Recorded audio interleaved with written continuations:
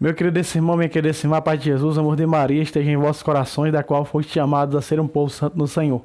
Graça e paz da parte de nosso Senhor e Salvador Jesus Cristo.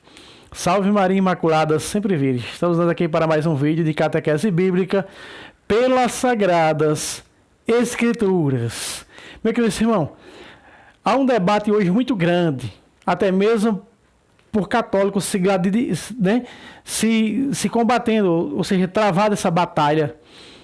Eu quero trazer na Sagrada Escritura, eu vou mostrar na Sagrada Escritura hoje, na Sagrada Escritura, pela Sagrada Escritura, que essas duas não podem se combater uma contra a outra. E assim gerou muita divisão. Tem uma parte hoje oculta dentro da igreja que diz que o padre deveria ser casado.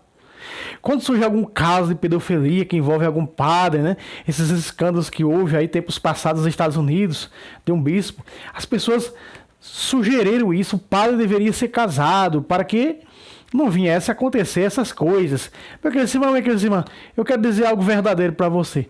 Imagina, um padre casado, um monte de filhos. Imagina esse padre com um filho no hospital. A esposa não podendo ficar lá com o filho, ele teria que ficar. E naquele dia ele teria 3, 4 missas para celebrar, como muitas das vezes o nosso ex-pároco aqui, o primeiro pároco nosso, ele tinha que presidir 5 missas no dia. Imagina se ele tivesse filhos, um filho no hospital, um filho para isso, um filho para buscar na escola, para levar isso. Mas Deus é perfeito e ele sabe o que faz. Então, o casamento é uma maldição, já que ele atrapalha em vez de ajudar? Meu querido irmão, na vida sacerdotal, nós vamos ver na Sagrada Escritura. Então, ficam se gladiando, né? Gladiando os que são a favor que o padre se case dentro da igreja e os que são contra, que são a favor do celibato. Aí criaram esse muro, essa barreira, né? De o casamento ser de Deus. Ou não, o celibato é de Deus, não é o casamento. Não, é o casamento que é de Deus, o celibato não. Então nós vamos ver na Sagrada Escritura o que é que a Bíblia diz a respeito disso. Só um é de Deus. Eu mesmo sou a favor do celibato. Eu, Fábio Pentecostes, sou a favor do celibato, do jeito que é na Santa Mãe Igreja. No nosso rito. Quer dizer para você que o outro rito da igreja, o rito oriental, os padres se casam sim, viu? Os padres são casados nos outros ritos. Nos outros ritos da igreja, nos ritos orientais. Mas eu quero dizer que no rito romano, o padre, o bispo, ele é celibatário. E nós vamos ver na Sagrada Escritura isso. Quem é de Deus e quem não é. As heresias dizem que o homem tem que ser casado, que o homem solteiro não é de Deus. É o que as heresias dizem. De lá eu vim, eu sei que as heresias atuais, né, falam isso. Vamos para a Sagrada Escritura? Vamos ver quem primeiro na Bíblia falou sobre o celibato, se é de Deus ou não? Vamos lá? Abra a sua Bíblia. Vamos entrar na Sagrada Escritura em nome do Pai, do Filho e do Espírito Santo para mais esse estudo. Celibato ou casamento? O que eu devo seguir? Vamos para Mateus, capítulo 19. Vamos lá? Em nome do Rei Jesus. Amados, essa era a discussão. Essa discussão ela é milenar. Ela tem 2000 anos de discussão. Preste atenção. A discussão começou por causa do adultério. Olha aí, ó. Capítulo 19, versículo 9. Veja que Jesus diz: ora, eu vos declaro, Jesus, eu. Veja que o verbo eu. Não é? Eu. Aliás, o termo eu. Então, Jesus está dizendo que é ele que fala agora, é ele que dá a regra agora. E quando Jesus disse que a igreja é ele, então é aquilo que a igreja ensina. Preste atenção. Ora, eu vos declaro que todo aquele que rejeitar sua mulher, exceto o casamento falso, e desposa uma outra, comete adultério. E aquele que desposa sua mulher, e aquele que desposa uma mulher rejeitada, aquele mesmo sendo solteiro, mas que namora com uma mulher separada, também cometeu adultério. Aqui está. A discussão era essa. Aí Jesus vai entrar no termo mais apropriado para nós entendermos melhor, mais claro, não é, aonde nós queremos chegar. Vamos lá. Verso 10. Seus discípulos disseram: se tal é a condição do homem, a respeito da mulher, é melhor não se casar. Perdão. Meu querido Simão, aqui nós vamos entender porque todos os apóstolos eram celibatários.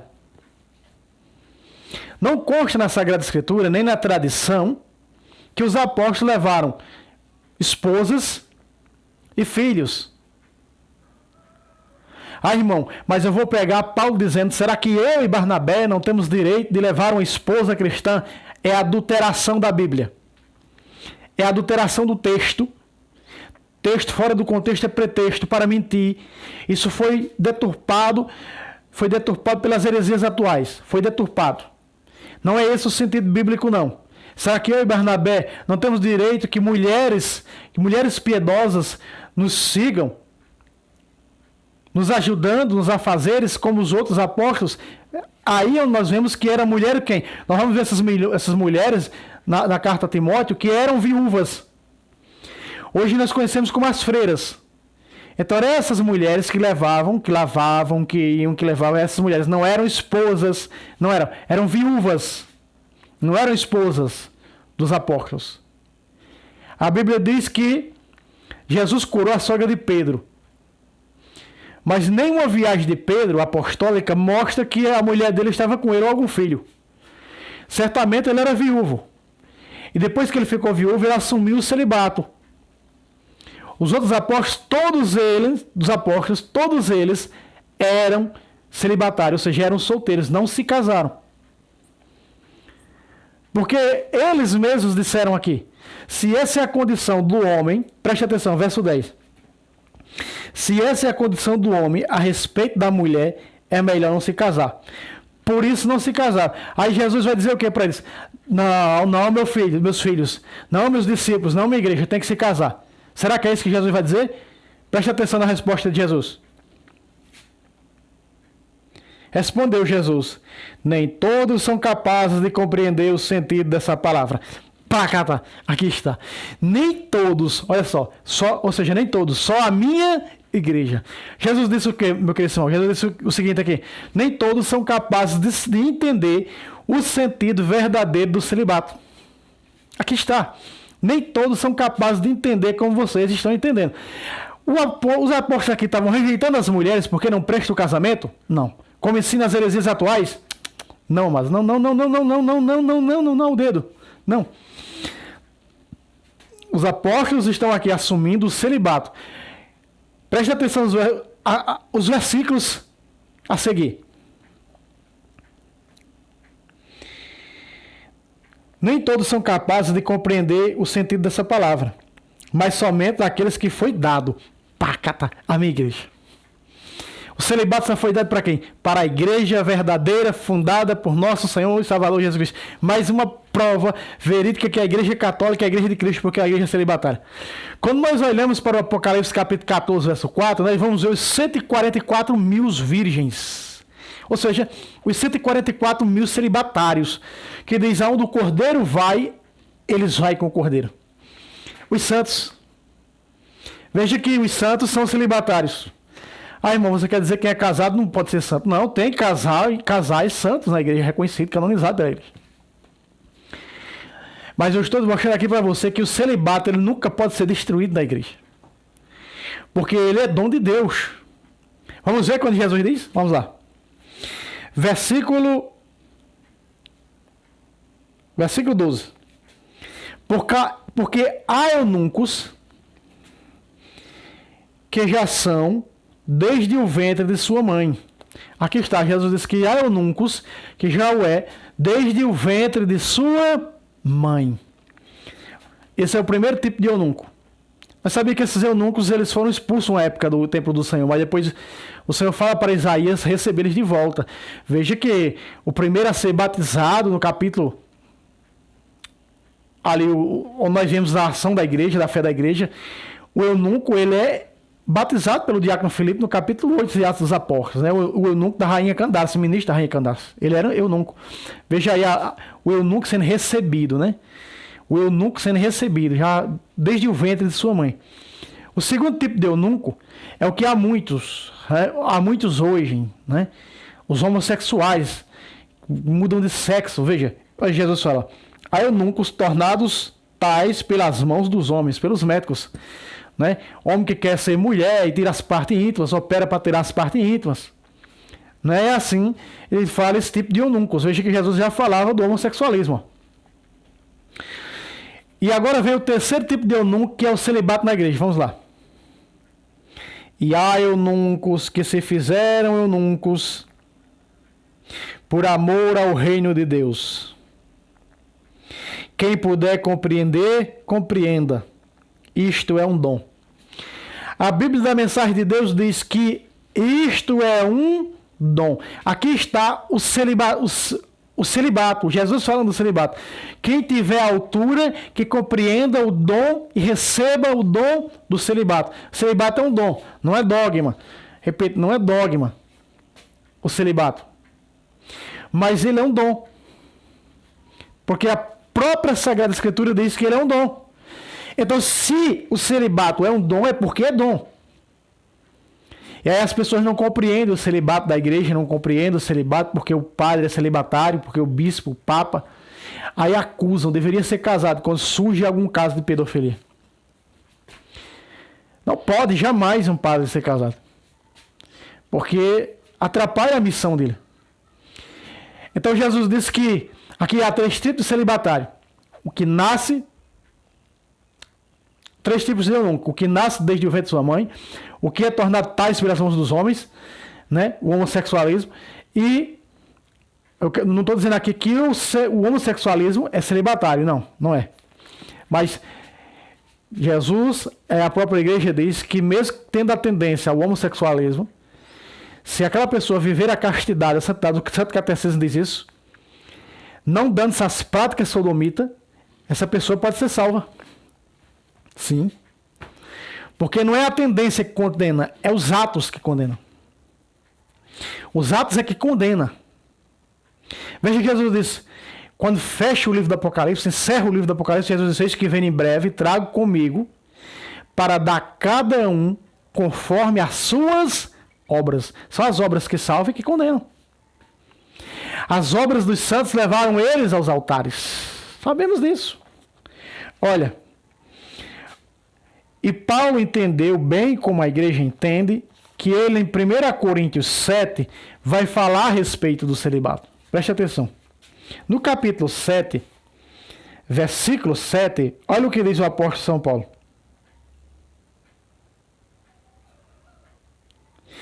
Aliás, eu vou pegar aqui 2 versículos, porque eu tenho que falar dos 2, né? Eu estou falando um pouco do celibato, agora eu tenho que falar um pouco do matrimônio. Vamos lá. Agora, a respeito das coisas que me escrevestes, penso que seria bom o homem não tocar mulher alguma. Penso, o apóstolo São Paulo diz, penso. Está referindo-se ao celibato, é claro. Verso 2. Todavia, considerando o perigo da incontinência, cada um tem a sua mulher, e cada mulher tem o seu marido. Aqui ele fala no perigo da incontinência, o perigo do pecado. Se vai incorrer para estar se amassando por aí, se abrasando, se masturbando, caindo em pecados, ou praticando a fornicação, é melhor se casar. Olha o que ele está dizendo para esse tipo de gente.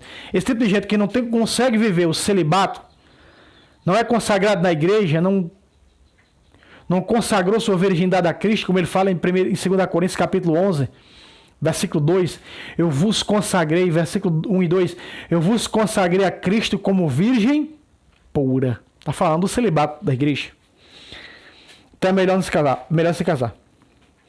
O marido cumpra o seu dever para com a sua esposa. E da mesma forma também a esposa cumpra para com o seu marido. A mulher não pode dispor de seu corpo, ele pertence ao seu marido. Por isso não pode estar mostrando, né, que esse irmã está usando vestes inadequadas, shorts, saias curtas, né, mostrando tudo aqui, pelo amor de Deus. Ele pertence, você é mulher casada, você pertence ao seu marido. Igual, para que existe roupa? Hã? Vamos lá. Da mesma maneira, o marido não pode dispor do seu corpo, ele pertence à sua esposa. Não vos recuseis um ao outro, ao não ser de comum acordo por algum tempo, para vos aplicardes à oração. Depois retornais novamente, um para o outro, para que Satanás não vos tente, por causa da incontinência. Isto digo como concessão, não como ordem. É um alerta que ele está dando. Verso 7. Pois queria que todos fossem como eu, mas cada um tem de Deus o dom particular. Uns este, outros aquele. Aqui está, Paulo disse, gostaria de ver que todos fossem como eu. Paulo era o quê? Celibatário. O apóstolo São Paulo, ele era celibatário. Gostaria de ver que todos fossem como eu. Mas, para não incorrer na tal incontinência, os pecados, então, que cada um, ou seja, que um case e outros vivam o celibato. O apóstolo São Paulo está dizendo aqui o seguinte, a Bíblia Sagrada, a Sagrada Escritura, o que dá a nós entender? O jeito que a igreja ensina. O casamento é dom, porque é um sacramento. Irmão, você está fazendo você está tentando fazer agora um paralelo, você agora está tentando confrontar o sacramento do matrimônio com aquilo que não é sacramento, o celibato. Amados de Deus, os sacramentos são sacramentos. Aqui está dizendo, Paulo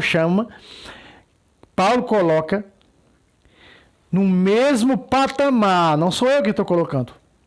Está colocando o celibato no mesmo patamar. Repito, celibato não é sacramento. É um dom. É um dom de Deus.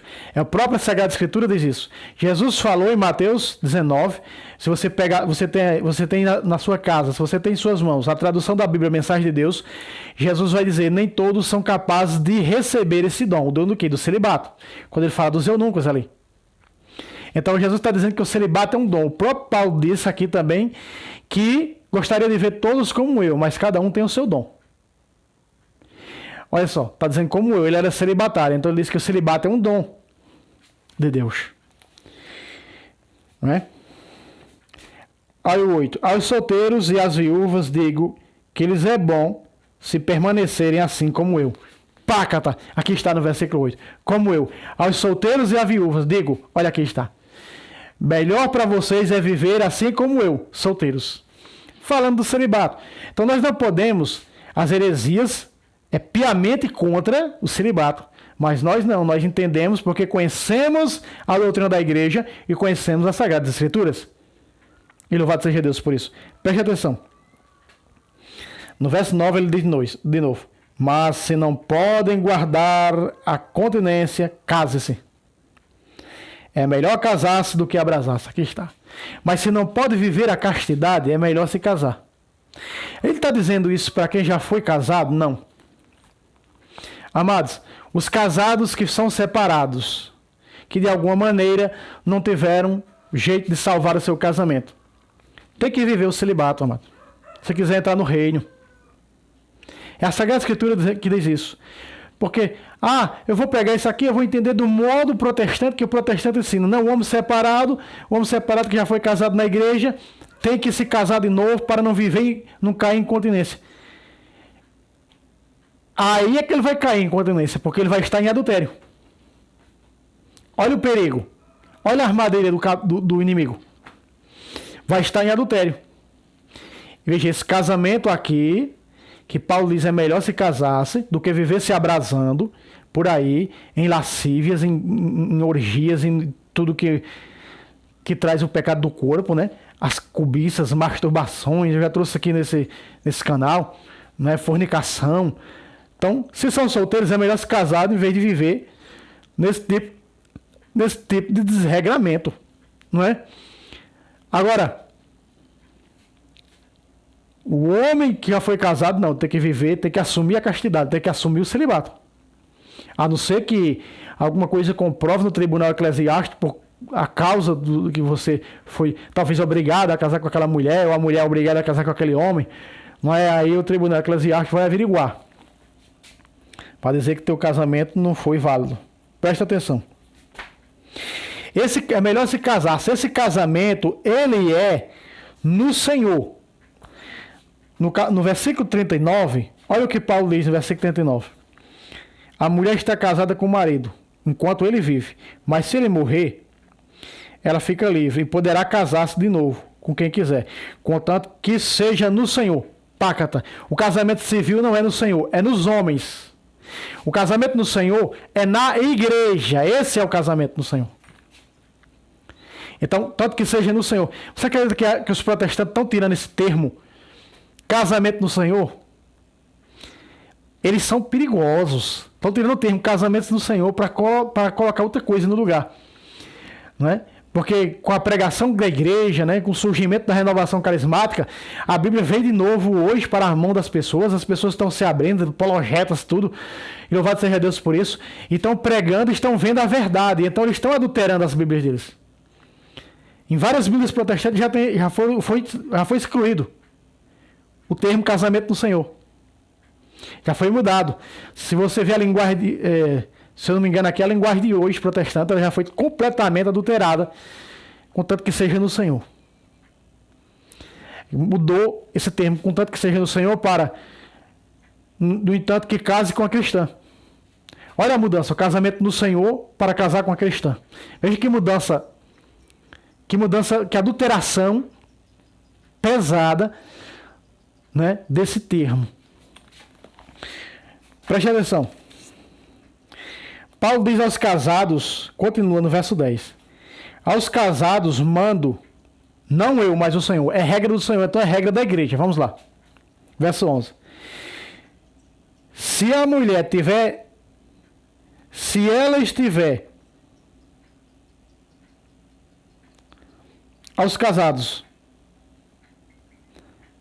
mando não eu, mas o Senhor, que a mulher não se separe do seu marido se for casada. Aqui está. Verso 11. Se ela estiver separada, que fique sem se casar. Aqui é a doutrina da igreja, mano. A doutrina da igreja, Paulo agora está dizendo, não é minha regra, mas é regra do Senhor. Regra de quem? Da igreja. Olha. Se ela se separar do marido, que fique sem se casar. Ou então que se reconcilie com o marido, igualmente o marido não repudie sua mulher. Aqui está, amado. Aqui está a regra, a doutrina viva da igreja. Não pode existir uma segunda núpcia para os casados. Eu sou casado com a minha esposa. Se eu me separar dela, eu não posso casar de novo com outra pessoa. Eu vou estar em estado de adultério. Ou então que eu me reconcilie com ela e volto com ela. É essa a doutrina da igreja.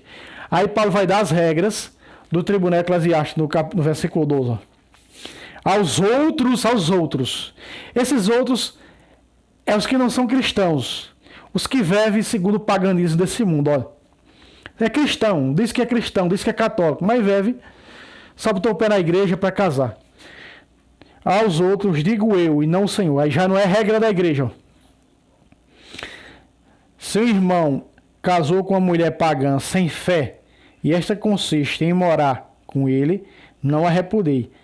Se a mulher que desposou um marido pagão e consiste em coabitar com ela, não repudie o marido, porque o marido não tem a fé, que é santificado por sua mulher que tem a fé, assim como a mulher, e vice-versa.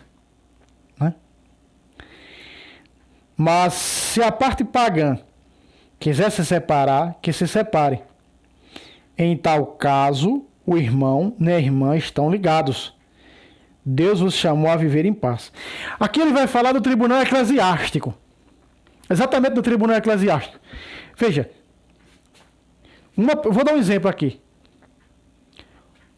Um homem cristão da igreja, um católico praticante, se apaixonou por uma protestante. Ele convenceu a protestante a se casar na igreja. Você sabe que o protestante não acredita em casamento na igreja, é na lei dos homens. Ou seja, o casamento não é no Senhor, é na lei dos homens.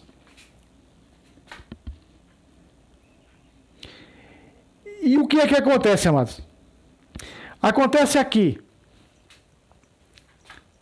que um dia ela decidiu se separar A parte cristã, que é o homem, e se separou, vai lá na igreja, entra no tribunal eclesiástico, e o tribunal eclesiástico vai averiguar, vai ver que aquela parte não era católica praticante, ele vai provar com todas as provas, vai constatar que aquele matrimônio não existiu.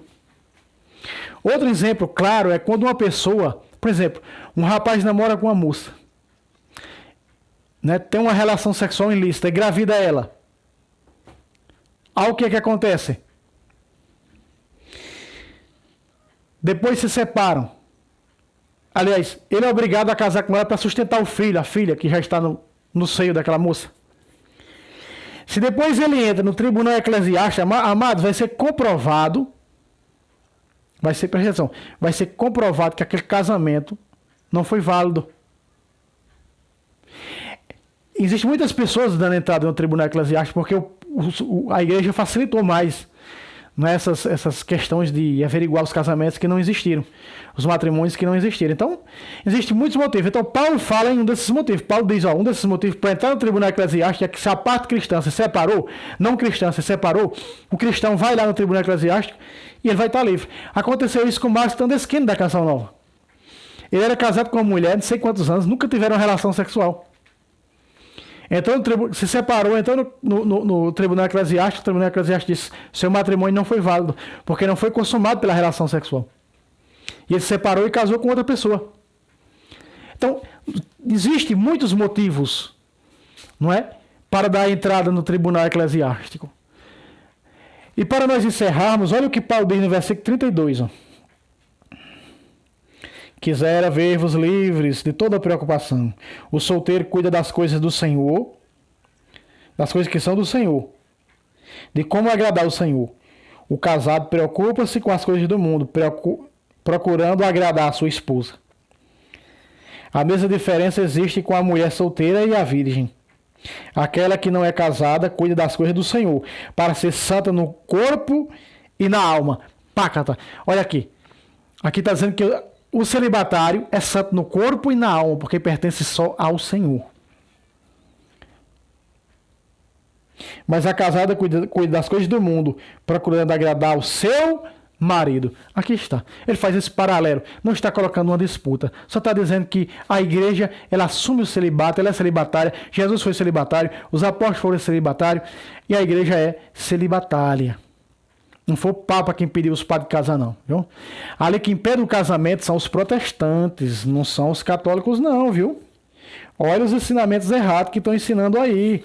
Quando fala no surgimento das doutrinas falsas, que proíbe o casamento. Veja, 1 Timóteo 4, 3, quando fala nas falsas doutrinas, primeiro fala na apostasia. Veja que a apostasia é abandonar a verdadeira fé. E são os apóstatas que proíbem o casamento. Isso mesmo aqui, ó. Proíbem o casamento, não só o casamento, aqui 2 sacramentos, eles proíbem o casamento e o alimento que Deus criou, a Eucaristia. Então eles proíbem o casamento, o sacramento do matrimônio, que o casamento na igreja, tirando da igreja para ser na lei dos homens, e proíbem o alimento de vida eterna, a Eucaristia. Aqui também há uma passagem, diz os exegetas, os estudiosos, do gnosticismo, são uma passagem que fala no gnosticismo. Mas nós vamos ver na atualidade, que é pior do que o gnosticismo, o protestantismo. Então são eles que proíbem o casamento do Senhor, levando para a lei dos homens. Ficou compreendido? Que aqui não pode existir uma briga entre celibato e casamento, tudo é do Senhor, Paulo diz tudo é dom. Não é? Aqui não tem o dom do celibato com o sacramento do matrimônio, que brigar. Não existe esse confronto. Então, meu querido Simão, que fica aqui bem esclarecido para você, né? Deus abençoe você e até o próximo vídeo, se Deus quiser. Salve Roma, salve Maria Imaculada, sempre virgem.